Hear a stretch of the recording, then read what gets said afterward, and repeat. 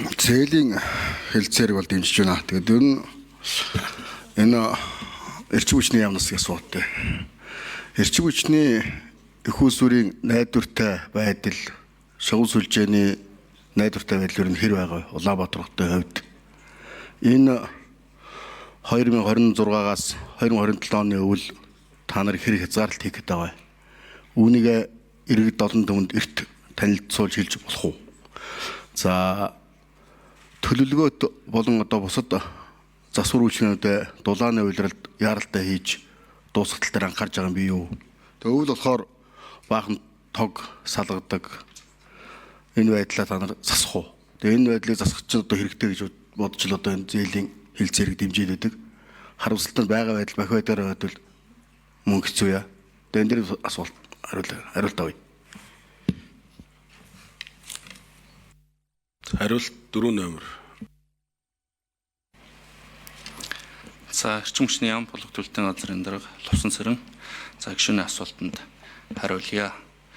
За ер нь бол яг бид үйлчлэлтийн бэлтгэл ажлыг хангаадаг гэсэн 3 сарын 15-наас эхлээд их засвар болон дунд засвар, орцгол засварын ажлыг үлхийгээд гисэн та бүхэн мэдж байгаа бах Улаанбаатар цахилгаан түгээх сүлжээ болон орон нутгийн эрдэнэ тулгын цахилгаан түгээх сүлжээ баруун бүсд орон төсөө эрчим хүчний системийнхэн маань хуваар гаргаад за энэ их засвар орцгол засварын ажлууд бол гүйцэтгэд явж байгаа. За бид хэд одоо энэ үйлчлэлтийн бэлтгэл ажлыг хангах дээр онцгой анхаарал хандуулад ажиллаж байна. За шинэ засгийн газар байгуулагдсан энэтэй холбоотойгоор бас бид энэ үйлчлэлтийг хэрхэн яаж давах вэ? Богино хугацаанд одоо энэ цахилгаан эрчим хүчний их усрыг оруулах боломж нь юу байна гэдгийг одоо маргааш засгийн газар хуралдаанаар танилцуулахаар бэлтгэл ажил хангаа явж байна. Ялангуяа энэ дээр одоо сэргээгдэх эрчим хүч буюу одоо энэ батарей хөрөмтлөөрийн станцыг одоо ямар боломжийн санхүүжилтийн их усраар шийдвэрлэж энэ өвлийг одоо оргил ачаалд нь бас ингэж оролцуулах боломж байна вэ гэдэг талаар бол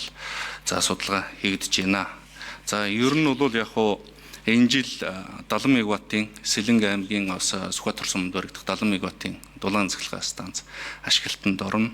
За 27-оос 30 оны түвшинд бол нэг 2429 мегаваттын 7 их усвар ашиглалтанд орж болвол энэ 20% нөөцийг бүрдүүлэх боломж бүрдэх юм байна. Тэгэхээр 26-аас 27 оны нөхцөлд одоо эрчим хүч хязгаарлахгүй бах ямар боломж байна гэдэг талаар бол одоо судалгаа тооцооны юмнуудаа бүгдийн бэлтгэл ажил хангаа явж байна.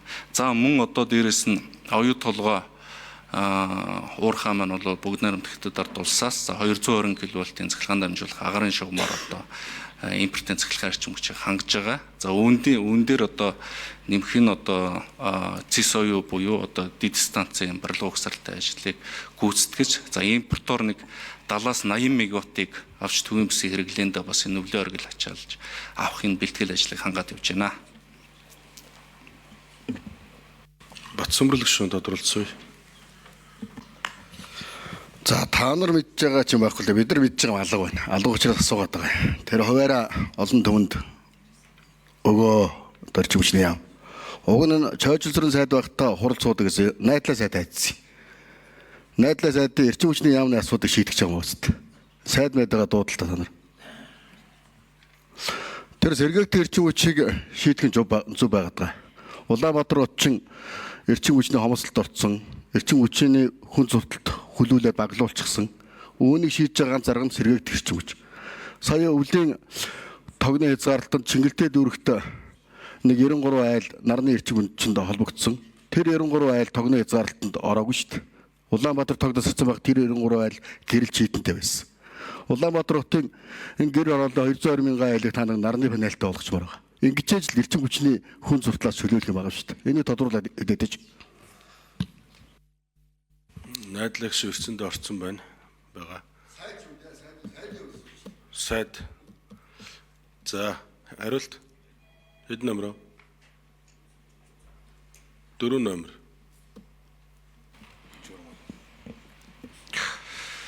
За эрчим хүчний сайдын 3 сарын 2-ны өдөр энэ сэргээгдэх эрчим хүчний их усүрээс за түгээх сүлжээнд холбогдох за айл өрхүүдийг за төвийн сүлжээнд нийлүүлэх юм одоо журмын зохицуулалт гарсан.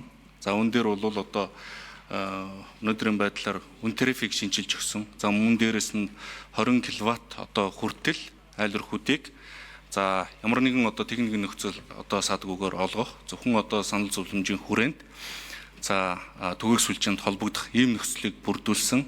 За 20 кВт-аас дээш одоо хүчин чадалтай айл өрхөдөг болвол за техникийн нөхцөлийг одоо хөнгөшсөн журмаар олгох. За энийг бол 28 хоногийн дотор одоо шийдвэрлэх ийм зохицуултыг гарсан. За 20 кВт хүртэл бол зохицуултыг 10 хоногийн дотор ингэж шуурхай зохион байгуулахаар бол болсон. За хоёр дахь нь гэх юм бол бас үн тарифыг нэмэгдүүлж Гүйцэж хариулъя. за журмын хүрээнд бол ямар нэгэн хүн суртал байхгүй хөнгөвчлсөн үн тарифыг мөн одоо нэмэгдүүлсэн байж байгаа. За өдрийн цагаар гэх юм бол одоо 285 төгрөг киловатт цагаар нийлүүлэх төгөөх сүлжээнд нийлүүлэх боломжийг бүрдүүлсэн. За оргил ачааллын үеэр нийлүүлэх нөхцөлд 300 төгрөг киловатт цагаар нийлүүлэх ийм боломжийг бүрдүүлсэн гэсэн.